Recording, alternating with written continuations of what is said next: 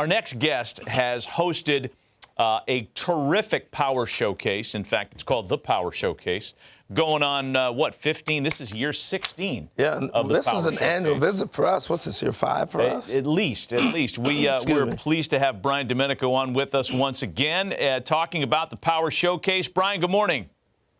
Harold, Matt, as always, it's really nice to see you, and I appreciate you having me on. Well, we appreciate you coming on with us to kind of introduce our viewership to some of the kids that you've discovered and showcased in your Power Showcase.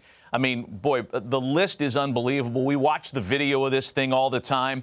Among the players that you had, and I guess you could talk on all of them, who's made your eyes pop the most at the Power Showcase?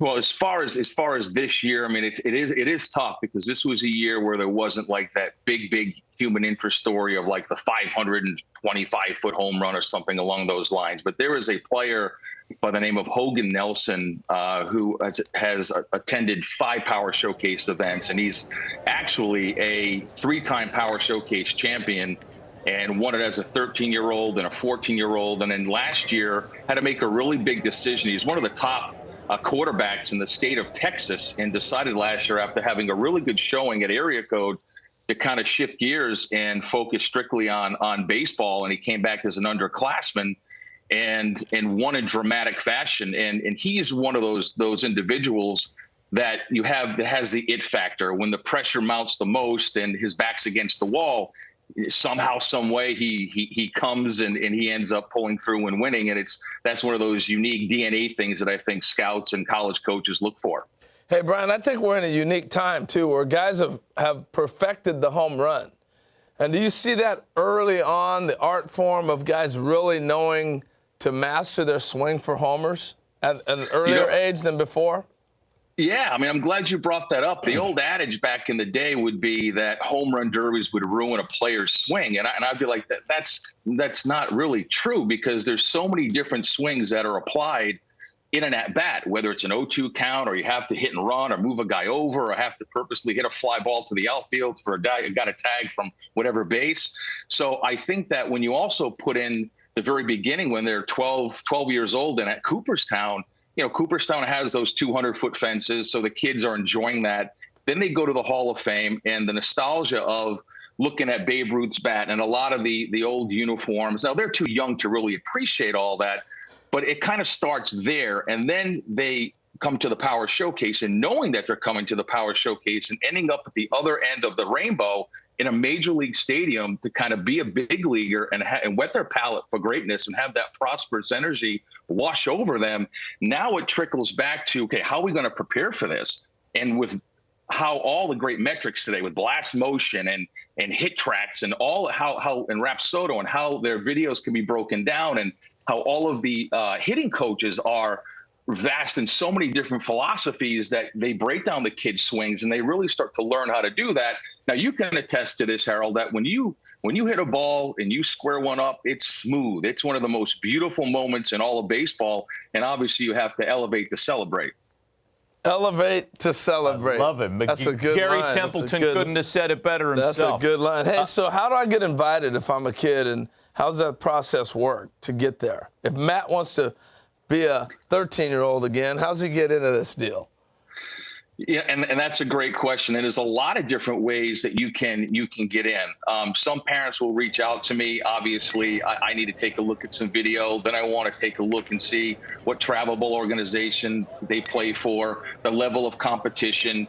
And listen, I don't always bring in the absolute very, very, very best guys. There are some big lumbering young players that they just need to set some goals. And it's only a matter of time before the kinetics and everything starts to come together, and they find themselves and they take off. So again, parents can reach out through the website. And again, there's a lot of different ways, Harold. Hey, so give us some names of some players, either prospects in minor league ball or big leaguers who've come through the Power Showcase.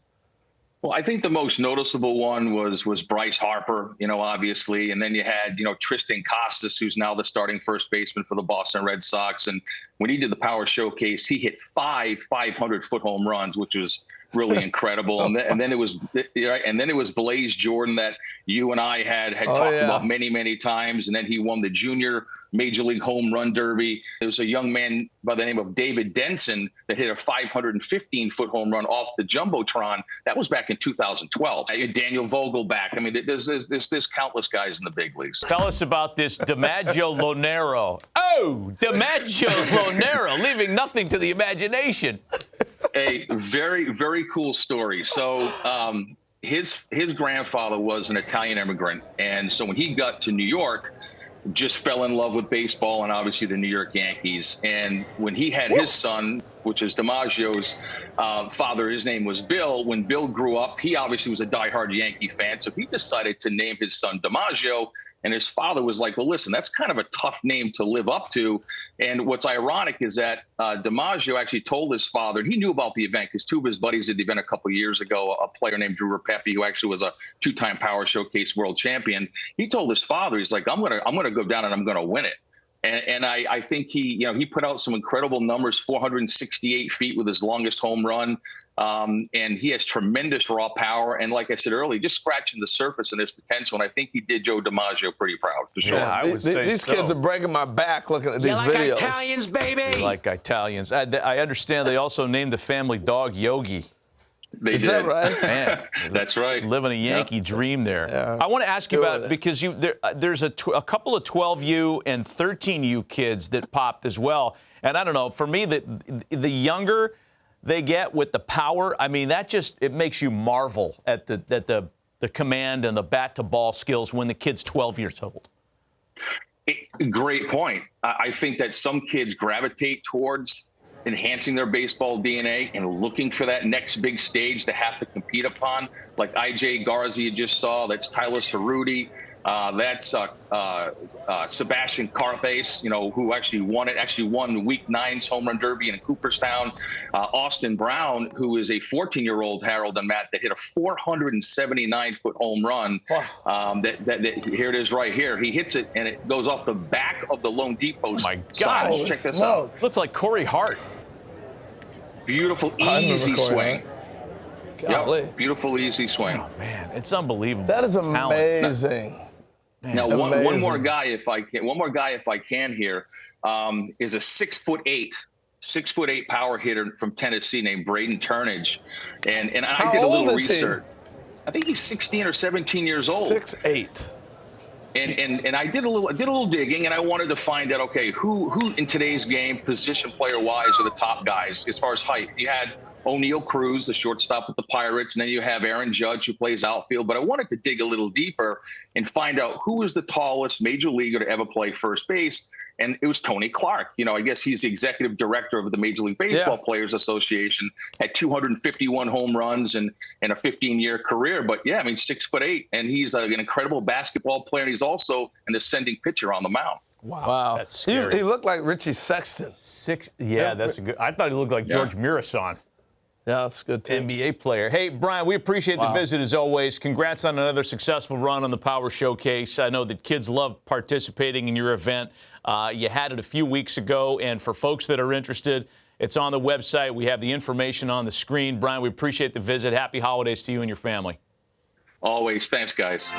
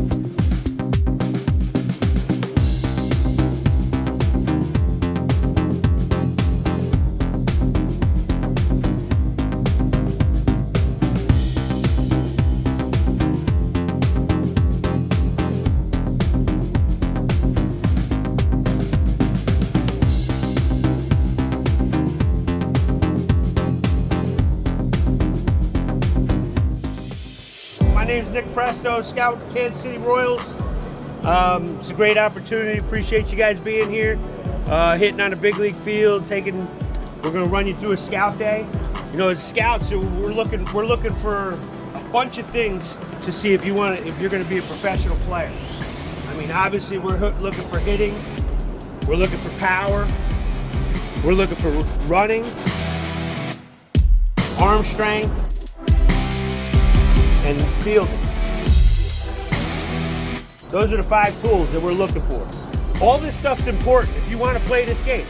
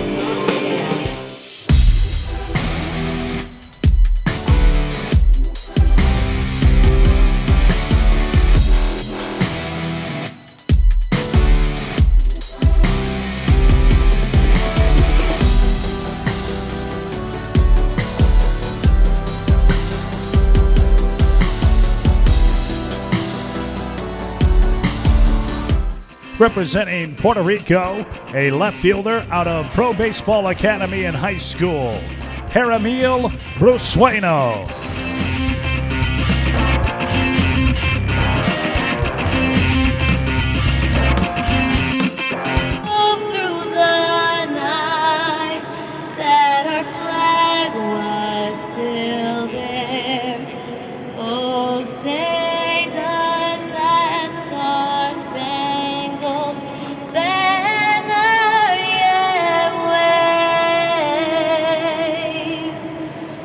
The land of the free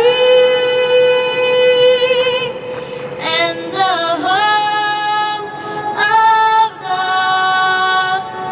brave.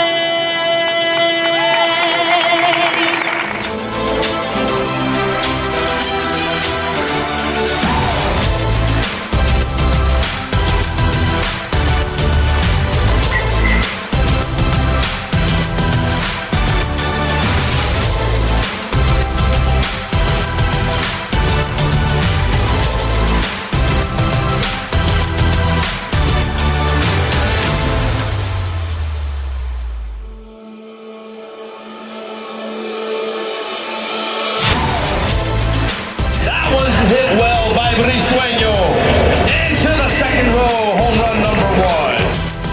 And that'll do it from Jerameel Brisueno. 1 home run, 300.